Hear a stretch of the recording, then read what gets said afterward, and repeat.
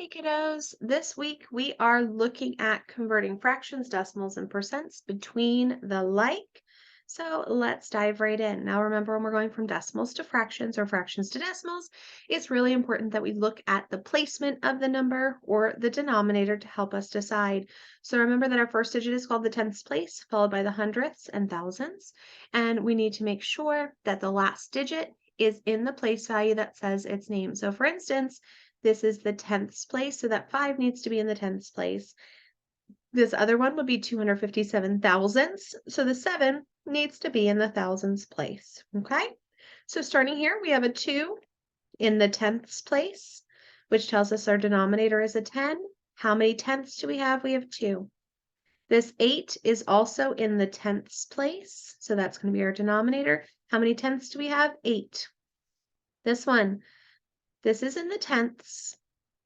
This is in the hundredths. The last place value tells us our name.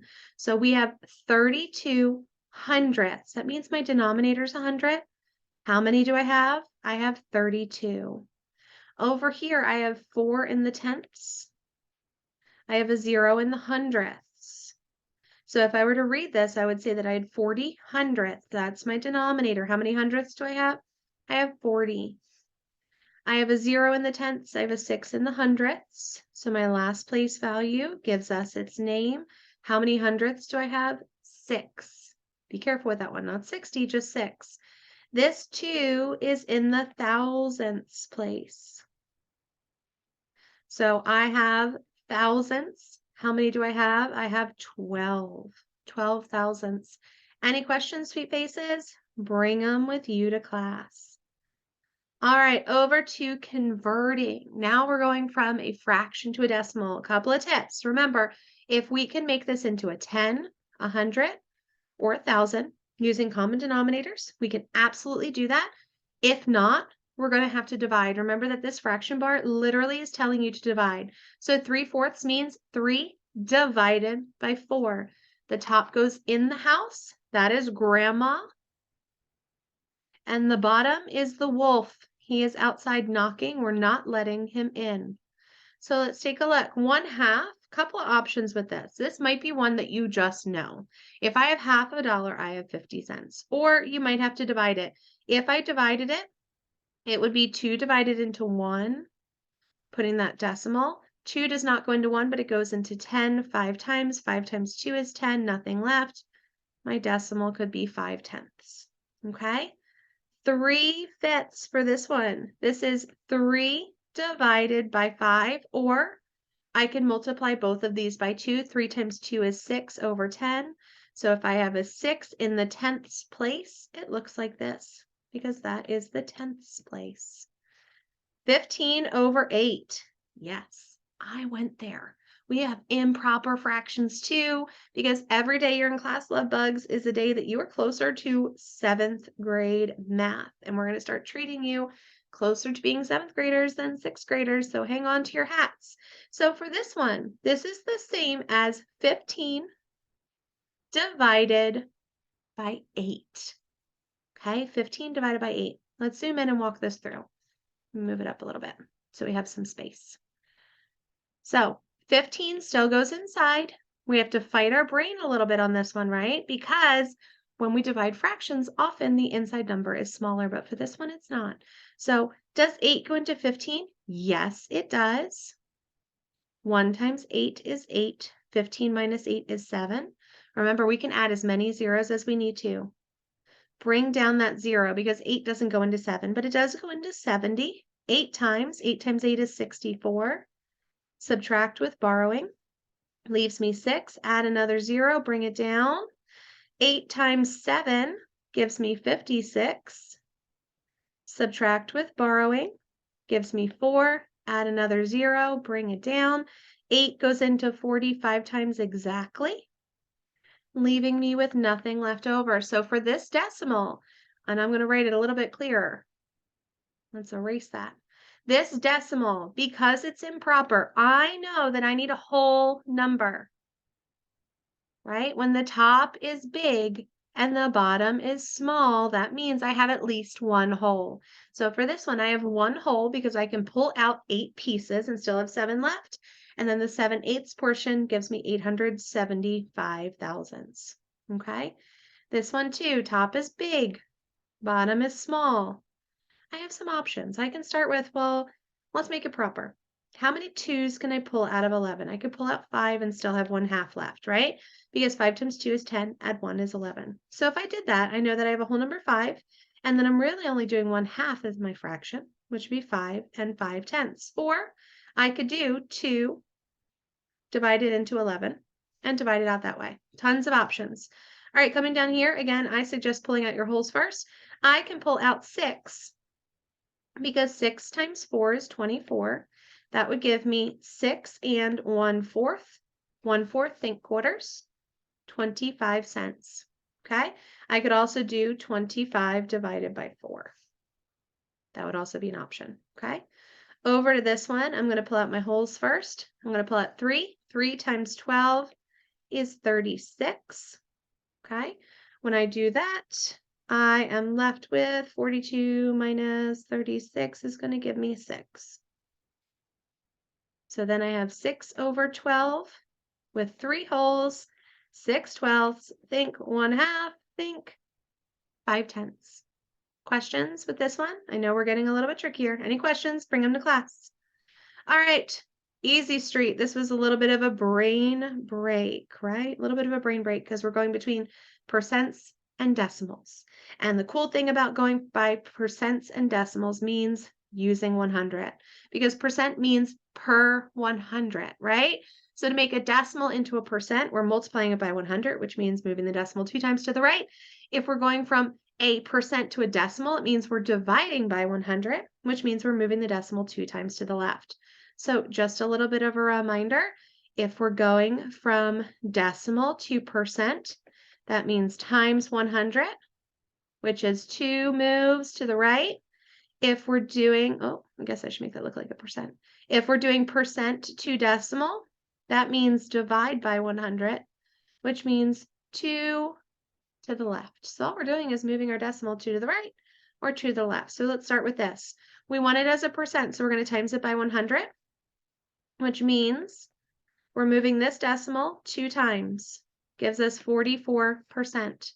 Over here, we're writing it as a decimal, so we're going to divide by 100. When we do that, we move the decimal 2 times the opposite direction, and we get 7/10, or you could say 70/100. Both would be correct. Writing it as a percent, so I'm going to times by 100, 1, 2, fill in those empty spaces with 0. 0 is still our hero. Writing this as a decimal, which means divide by 100, 1, 2, 28/100.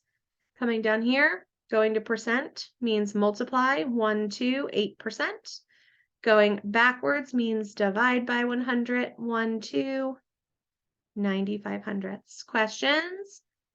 Bring them with you to class. All right, now we're going crazy. Now we have a fraction and we have to make it a percent, which means we need to deal with our hundredths, right? We need to have 100 as our denominator to make it a percent. Or we can take the difficult way and we can do divide, make it a decimal, and go from there. But let's be honest, we like to take the path of least resistance. So for this one, I look at it and I say, well, percent means out of 100, which means that this has to be out of 100. I'm going to multiply both of these by 4 to do that. When I do that, I get 48 over 100, which is 48/100, which means boop, boop, 48%. Lots of steps here, right? From a fraction to an equivalent fraction to an easy decimal, because we know out of 100, and then we can make it a percent. Over here, I want the fraction, so 40%. Percent means out of 100. Easy street. Or we could take the steps. We could say this means divide by 100, 40 divided by 100. Looks like that is a decimal, which comes over to here as a fraction. Up to you how you do it. Really depends on how your brain thinks it through. I want to make this hundredths. 30 over 100, which is 30/100 or 30%. 12%, which is 12/100, which is 12 over 100. Down here, 1/5 multiplied by 20. When I do that, I get 20 over 100, or 20 hundredths, or 20%. And for this one, I get 82 hundredths, which gives us our fraction. Questions? Bring them to class. Last page, mathletes. Word problems. I know, we're starting to stretch and grow. Hang in there. Remember that you can do hard things. I want you to read each story problem and write the answer as a fraction, decimal, or percent. We're going to have to read carefully to see what they need us to do. So this is that Juan is racing his brother Carlos home from school. And we see that Juan ran 3/4 of the way home. How much of the race has Juan ran? Written in decimal and percent. So we need to think about that. 3/4. What does that look like as a decimal and a percent? Now we're going to have to divide this. So we're going to have to do 3/4 equals 3 divided by 4, adding in our decimal. When we do that, we see that he ran 75 hundredths, or 75% of the race. Now you might have looked at 3/4 and thought quarters. If I have 3/4 out of 4 that make $1, that gives me 75 cents. Either of those would be correct ways to solve. Penny is shopping and needs to make sure she has enough money to cover the taxes on her item. Tax is 7% where she shops. How much tax will she need to pay? Written in a decimal and a fraction. So 7% to get it to a decimal. We divide by 100, which means moving this decimal twice. Remember, 0 is your hero. So I have 7 hundredths, or 7 hundredths. That's what she's paying in tax. Benny and Rio are playing basketball. Benny has scored 6/10 of the shots, and Rio has scored 4/10 of the shots.